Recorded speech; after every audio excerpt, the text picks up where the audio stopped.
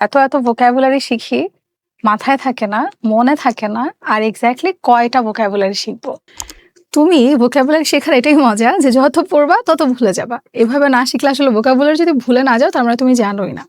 দেখো, তুমি যদি একটা শব্দ শিখে শুধু রেখে দাও তোমার পার্সোনাল লাইফে, তুমি একদমই সেটার কোনো প্রয়োগ করছো না, ব্যবহার করছো না, মানে এটা খুব স্বাভাবিক না যে আমরা শব্দটা ভুলে যাব। হ্যালো এভরিওয়ান, আসসালামু আলাইকুম। আশা করি সবাই অনেক ভালো আছো এবং সুস্থ আছো।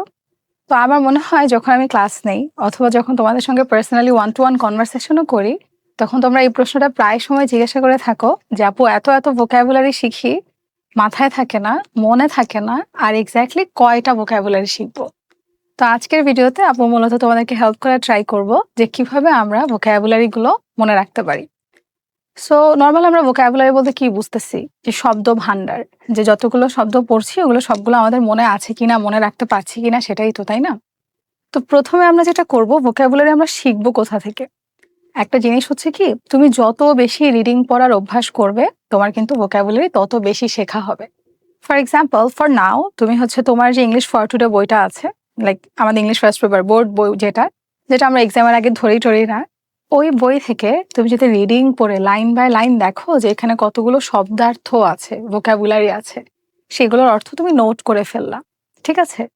ভোকাবুলারি আরো বেশি শেখার একটা ওয়ে হচ্ছে তোমার নিউজ পেপার। আমি ছোটবেলায় আমাদের বাসায় দুইটা নিউজ পেপার থাকতো, একটা বাংলা একটা ইংলিশ। আমি ইংলিশ নিউজ পেপার থেকে চেষ্টা করতাম কিছু কিছু ভোকাবুলারি শেখার। সেখান থেকে তুমি ভোকাবুলারি শিখলা, নোট করলা। কারো যদি গল্পের বই পড়ার অভ্যাস থাকে তাহলে আমরা ফার্স্টলি সেখান থেকেও কিন্তু নোট করে করে ভোকাবুলারি শিখতে পারি। তাহলে আমরা ফার্স্টে দেখলাম যে রিসোর্স, তাই না, যে আমরা কিভাবে ভোকাবুলারি গুলো শিখতে পারবো। রিসোর্স গুলো আমরা দেখলাম যে আমাদের রিসোর্স গুলো কি কি। আর সেকেন্ডলি যদি আমরা আলোচনা করি যে আচ্ছা আপু, ভোকাবুলারি গুলো না হয় লিখলাম, দেখলাম, শিখলাম, বাট আমরা তো ভুলে যাই। তুমি ভোকাবুলারি শেখার এটাই মজা যে যত পড়বা তত ভুলে যাবা। এভাবে না শিখলে আসলে ভোকাবুলারি যদি ভুলে না যাও তার মানে তুমি জানোই না। ভুলে যাবা, এটাকে অ্যাকসেপ্ট করে তারপর আমরা সামনের দিকে শেখা শুরু করব।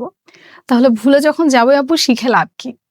ভুলে যাবা 100টার মধ্যে হাইস্ট 5টা, বাকি 95টা কিন্তু তোমার ঠিকই মনে থাকবে। এটা আমি কিভাবে মনে রাখতে পারি, আসলে আমরা সেই টেকনিকগুলো দেখি। Number 2, how to remember this vocabularies. So আচ্ছা, আমি সংক্ষেপে লিখে রাখলাম, ঠিক আছে? নাম্বার 1, আমরা এটাকে রিভিউ করতে হবে। রিভিউ মানে কি? তুমি যদি নাই পড়ো, শুধু নোট করে রেখে দিলা, এটা তোমার মাথায় থাকবে না। প্রথমে হচ্ছে ফার্স্ট দিনেই রাতে একবার রিভিউ করবা, তারপর 2 দিন পর, তারপর 7 ডেজের মধ্যে আরেকবার তোমাকে হচ্ছে এটা রিভিউ করতে হবে। তুমি যদি রিভিউ না করো, একবার না পড়ো, না দেখো, ওই একবারই শিখে রাখছিলাম যুদ্ধের সময়, ভুলে যাব। ওকে, নেক্সট, যখন আমি ভোকাবুলারিটা শিখছি তখন আমি চেষ্টা করব একটু মজার ছলে শেখার। অনেকে অনেকভাবে মনে রাখে, অনেকে ধরো এভাবে খেয়াল করে যে একটা গল্প আকারে মনে রাখে, যে আচ্ছা ঠিক আছে, একটা শব্দ শিখছি অ্যাব 8, তাহলে অ্যাব 8 এভাবে ভেঙে ভেঙে শিখি। বা একটা গল্প বানায় ফেলে যে অ্যাব একটা মানুষ, সে হচ্ছে খাচ্ছিল। অ্যাবের শব্দের অর্থ কি? রিডিউস করা, কমানো, তাই না, হ্রাস করা। তো তখন সেভাবে ভাবতে পারে যে অ্যাব 8 অর্থ কি? রিডিউস করা বা কমানো। অ্যাব একটা মানুষ ছিল, সে খাচ্ছিল।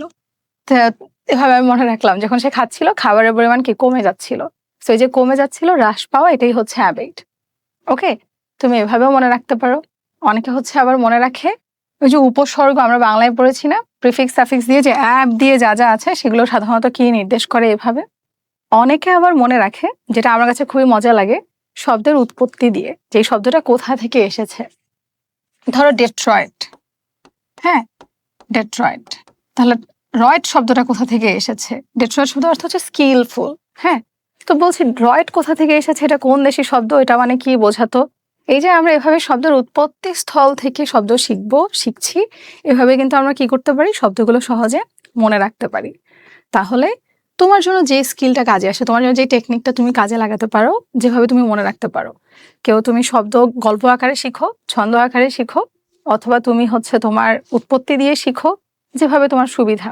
তবে তুমি যখন একটা ওয়ার্ড শিখছো, তুমি যদি একই সাথে এটার সিনোনিম এবং অ্যান্টোনিম শিখে রাখো, তাহলে কিন্তু তোমার শব্দটা মনে পড়তে আরো অনেক বেশি সুবিধা হবে। সিনোনিম বলতে কি বোঝাচ্ছি? সমার্থক শব্দ। এবং অ্যান্টোনিম বলতে বোঝাচ্ছি বিপরীত শব্দ। একটা যে কোনো শব্দ শিখলাম, পাশাপাশি যদি ওটার সিনোনিমও জানা থাকে, অ্যান্টোনিমও জানা থাকে, তাহলে কিন্তু শব্দটা আমাদের জন্য মনে রাখা সহজ তো হয়েই যাবে। অলসো আমি এটার সিনোনিম, অ্যান্টোনিম দুটোই শিখে রাখবো, যেটার সিনোনিম কি এবং অ্যান্টোনিম কি, তাই না? সো সিনোনিম শিখলাম, অ্যান্টোনিম শিখলাম, তারপর যেটা আমরা করব সেন্টেন্সে ব্যবহার করব। বাক্যে যদি আমরা ব্যবহার করতে পারি তাহলে কিন্তু আমাদের কাছে শব্দের অর্থটা আরো অনেক বেশি ক্লিয়ার হয়ে যাবে। বাক্যে কিভাবে ব্যবহার করব? তুমি প্রথমত যখন শিখছো তখন একটা বাক্যের প্রয়োগ দেখো, ঠিক আছে? ধরো অ্যাবেইট রিডিউস হলো, এটা কিন্তু আমি সবখানে কমান অর্থে ব্যবহার করতে পারি না, আমাকে সেন্টেন্সটা পড়ে দেখতে হবে যে এখানে এই শব্দটা যাচ্ছে কিনা, ঠিক আছে? সো এইভাবে আমি যখন একটা শব্দ শিখছি তখন সেটা আমি একটা সেন্টেন্সের সাহায্যে শিখবো, যে সেটা ওই সেন্টেন্সে কিভাবে ব্যবহৃত হয়, এবং তারপর আমি একটা পার্সোনাল সেন্টেন্স মেক করব, নিজের সুবিধার্থে নিজের মতো করে আমি একটা সেন্টেন্স মেক করব। অ্যান্ড মোস্ট ইম্পর্টেন্টলি এটা আমি আমার ব্যক্তিগত জীবনে যখন আমি কারোর সঙ্গে কোনো কনভারসেশন করছি সেখানে আমি ব্যবহার করব। দেখো, তুমি যদি একটা শব্দ শিখে শুধু রেখে দাও তোমার পার্সোনাল লাইফে, তুমি একদমই সেটা কোনো প্রয়োগ করছো না, ব্যবহার করছো না, মানে এটা খুব স্বাভাবিক না যে আমরা শব্দটা ভুলে যাব? এই জন্য আমরা যেটা করব, অবশ্যই শব্দটা আমরা ব্যবহার করব। যখন আমি রেগুলার লাইফে কনভারসেশন করছি তখন ওই শব্দটা প্রয়োগ করব, যখন আমি কিছু লিখছি যদি ওটা রেলেভেন্ট হয় তাহলে ওই শব্দটা আমি সেখানেও ব্যবহার করব। ওকে? অ্যান্ড ফাইনালি এই যে আমরা এভাবে এতগুলো শব্দ শিখলাম, নোট করলাম, কিন্তু কয়েকদিন পর পরে সেগুলোকে আমরা রিভিউ করব। রিভিউ না করলে হচ্ছে শব্দের অর্থগুলো ভুলে যাব, শব্দের প্রয়োগও ভুলে যাব। তাই ইটস ভেরি ইম্পর্ট্যান্ট যে তুমি একটা শব্দ শিখে সেটাকে তুমি প্রপারলি রিভিউ করছো, রিভাইজ করছো, ব্যবহার করছো, তাহলে তুমি শব্দ ইনশাল্লাহ ভুলবা না। আমরা যেটা চেষ্টা করি, ধরো এক বসাতে বসে ভোকাবুলারি সব আজকে একদম ঠাড়া মুখস্থ করে ফেলবো, একদম 100টা ভোকাবুলারি আজকে আমি মুখস্থ করে ফেলবো, এটা করা যাবে না। ভোকাবুলারি কিন্তু এক বসায় বসে মুখস্থ করার জিনিস না। তুমি পড়বে, ভেঙে ভেঙে পড়বে, বানান দেখবে, প্রোনাউন্সিয়েশন উচ্চারণ কিভাবে হচ্ছে সেটা দেখবে, তারপর অর্থ দেখবে, সিনোনিম দেখবে, অ্যান্টোনিম দেখবে, এটা কোন পার্টস অফ স্পিচ, অবশ্যই এটা দেখাও খুব বেশি গুরুত্বপূর্ণ, যেটা কোন পার্টস অফ স্পিচ। তারপর তুমি একটা সেন্টেন্সের প্রয়োগ দেখবে, তারপর তুমি নিজে প্রয়োগ করবে, অ্যান্ড দেন তুমি তো কনভারসেশনে ব্যবহার করার চেষ্টা করবেই, রাইট? তারপরে নোট খাতা আসছে 2 দিন 3 দিন পর পর শুরু থেকে একবার সবগুলা রিভিউ করে গেলাম। তুমি এগুলো অ্যাপ্লাই করো, ইনশাল্লাহ তুমি ভোকাবুলারি ভুলবা না। তবে যারা হচ্ছে শুধু ক্লাসে আপুর কথা শুনে শুনে মিনিং গুলো লিখে রাখে, জীবনেও আর খুলে দেখে না, খুব স্বাভাবিক না যে তারা সেটা ভুলে যাবে? So it's very important that you review, that you revise, and that you use it, utilize it, okay, in your daily conversation. So vocabulary শিখছি, ভুলে যাচ্ছি, নর্মাল, নো প্রবলেম। কিন্তু vocabulary শিখছি, রিভাইজ করছি না, তাই ভুলে যাচ্ছি, এটা কিন্তু নর্মাল না। এটা সলিউশন তো তুমি জানোই এখন। সো vocabulary যখন আমরা নেক্সট টাইম থেকে শিখতে যাব, অবশ্যই আমরা এটা মাথায় রেখেই শিখবো যে আমরা এটা ভুলে যাব। আর আশা করি এই টেকনিকগুলো অ্যাপ্লাই করলে, আমি বলছি না 100টাই মনে থাকবে, তবে ইনশাল্লাহ বেশিরভাগই মনে থাকবে। সবাই অনেক ভালো থাকো, সুস্থ থাকো। তোমাদের সঙ্গে আবার দেখা হবে ইনশাল্লাহ নেক্সট কোনো ক্লাসে আর ভিডিওতে। Till then take care, bye bye, আসসালামু আলাইকুম।